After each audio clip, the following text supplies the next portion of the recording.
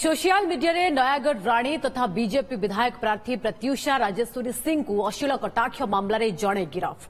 इटामाटी थाना हरिपुर गांव रमाकांत पंडा को गिरफ करिछि पुलिस। आईटी एक्ट रे मामला रुजु सह तदंत करुछि नयागढ़ पुलिस। एभली पोस्ट करबा पछरे केवल रमाकांत ना आउ कहार संपृक्ति रहिछि से नै तदंत जारी रहिछि। सोशल मीडिया रे प्रत्युषा राजेश्वरी सिंह को अश्लील कटाक्ष प्रतिवाद रे गतकाली नयागढ़ रे शताधिक महिला शोभायात्रा करथिले। एथिरे संपृक्त व्यक्ति विरोध रे दृढ़ कार्यानुष्ठान पाई दाबी होइथिला।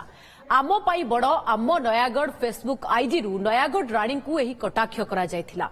पुलिस अभियुक्त को गिरफ करबा सह सचेतनता पाई सोशल मीडिया मार्गदर्शिका जारी करिछि। सोशल मीडिया रे हमर जो साइबर सेल जो करा जायछि तो सेटा सोशल मीडिया रे हमें पूरा तीक्ष्ण नजर रखिछु।